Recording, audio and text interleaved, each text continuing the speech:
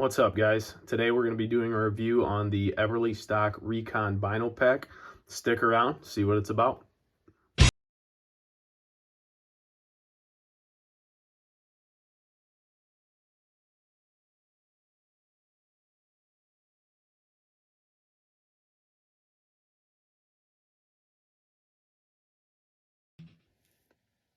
Alright, so like I said, we've got the Eberlestock Recon Bino Pack. First things first, I'm going to go over, it does come with your main bino pack here that you see in the center. And then it's also going to come with the harness rig as well that will mount to your chest. I added on a couple other things here. So over here on the left side, this is the Recon utility pouch. Also have the Recon rangefinder. And then we also have the quick case on the bottom. So as far as mounting your extra accessories or pouches, they do have your micro molly, as most of Eberlestock's items do have this. As far as the main pack goes, you have a front pouch here. It's got room for, I've just got some loose ammunition and also some magazines for it. Does have a couple little individual pockets inside of here. Have my concealed carry magazine. I believe I have a 10 rounder from my 22 that normally fits in here. So we'll shut this back up and then we'll get into the main part of it. So first thing to note, right here on the back side, this is going to be your concealed carry pouch. At least that's what I use it for. You could put other types of things in here, stuff like that. Obviously, it's not going to fit a full-size pistol in here, more of a compact size, something of that nature. As far as your main compartment here, this is what essentially would be used for binoculars. I'm not a huge binoculars guy. I don't really care to have anything huge in here. So I literally just have some Cabela's 10 to 25s. And then also you can fit spare ammo in here. I did have a tree saw in here at one point, little hand saw. So you can use it for different things like that. Then as you can see on the sides here, they do have a couple little side pockets. I do have my knife inside of one of those, actually strapped to the bungee that comes with this. Don't mind you, there is plenty of length on this bungee. If you do plan to use a knife, it does stay within arm's reach. Obviously, if you have to reach much further than that, it's definitely a good idea to go ahead and unhook this guy. All right, going on to the other side, same exact thing. It's just got a pouch here, have another magazine that will fit in there. And since we're on this side, this is your rangefinder case. As far as which rangefinders fit in here, I do not know. You would have to look on their website. They do have an entire list. Kind of like with the binoculars, I'm not a huge rangefinder guy. I actually don't think I have anything in here currently. Just a headlamp strap, but you can fit it with other sorts of things. Obviously your rangefinder, that would be the main thing. And then we'll go right over here to the other side to the utility pouch. So this guy actually comes in handy. I do have, just in this front pocket, I've got some face paint for the time being. And then normally inside of here, I do keep an extra pair of my Eberlestock utility gloves. You can, same thing, you can fit plenty of other things in here that you would like to. They are pretty small pouches on the sides, but you can still fit quite a bit in there for your essential day needs. All right, so then as far as the bottom goes, you do have your quick case. I mainly have this set up for squirrel and rabbit hunting. So I have something in here that's not vital. You don't have to thumb around and dig for things. Just have some plastic bags that I end up putting the carcasses in once those are ready to go inside of my backpack.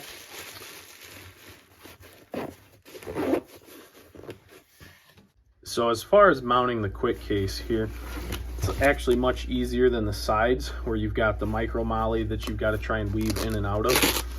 You're just going to lift the top flap up. It's got some hook and loop Velcro.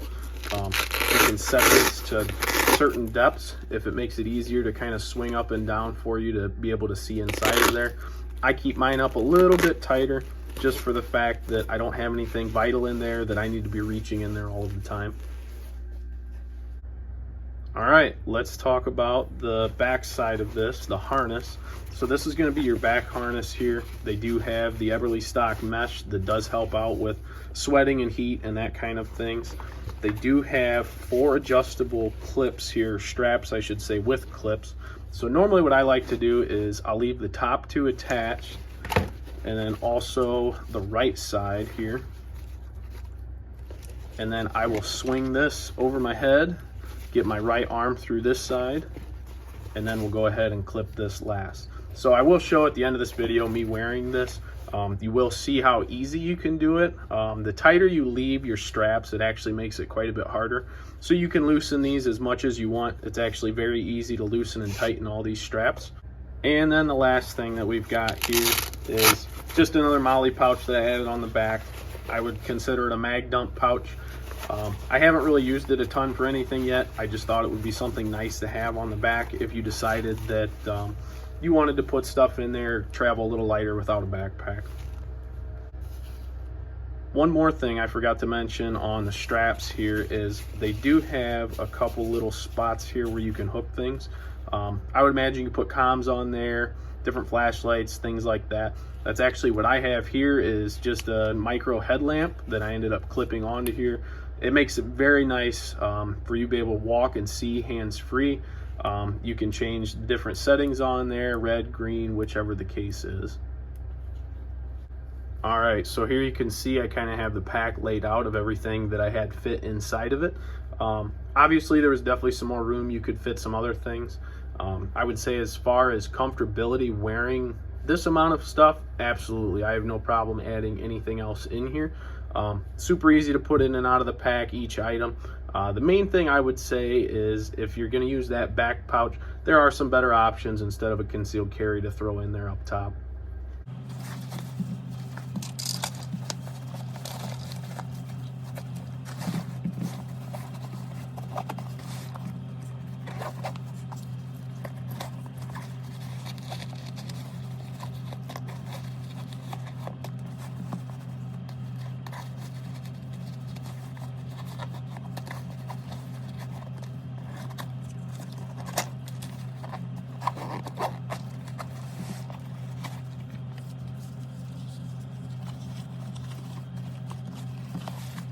All right, we've got the pack loaded up. Let's head outside and you guys can take a look on how it fits.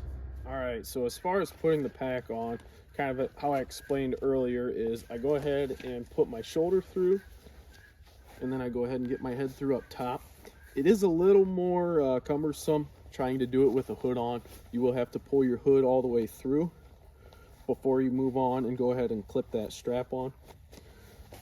So then next, while I still am young and flexible, I am able to reach back pretty easily here, and we'll go ahead and clip this side, and I do have it a little bit loose. So as far as kind of how I was telling you earlier, it is super easy as far as making this tighter. All you're going to do is pull this strap here, and then same with this side, go ahead and pull this strap here. I do like to be a little more relaxed with my pack on, so I don't pull these guys up too tight, but you definitely can. You can pull this high and tight if you want. If you plan on doing some rucking and running around, you can definitely bring it up a little bit higher like this. For what I'm trying to do though, I do like to leave it a little bit more relaxed for myself. All right, so while it's on my chest, as far as reaching into any pouches, it is extremely easy. The Bino harness, they do have a little tab here that you can pull down. You're able to reach anything inside of this compartment. Going over here, same thing with the rangefinder. It does have a tab on it, so you are able to pull that back. Depending on where you mount this with the MOLLE, it does kind of become ineffective. It's kind of hard to reach back here and get that magnet back on. Then over to this side on the utility pouch, same thing. Front's obviously super easy to open, and then same with your zippers. It's just like any other Eberlestock zipper, smooth as butter coming all the way out. And then same thing here on the front of the main pouch. Very easy to get into that middle zipper. And then this is where the tricky part was as far as the quick case. So you can feel your zippers down here. Go ahead and pull that open. And then you do kind of have to look down to see what you're reaching for. That's kind of why things that were less vital, that was why I put these here in the bottom. And then as far as the bungee, I'm sure there are several things that you can use this for. Aside from a knife, I would imagine it's probably meant more or less for the binoculars. But those of you wondering, it is extremely easy. You can pull your knife out here, especially when you're cleaning a squirrel. Most of the time you're sitting down. But your point of reach, as far as your hand goes, I mean, I have no tension on this whatsoever. So not really a huge concern as far as safety there, but obviously you always want to be mindful of that.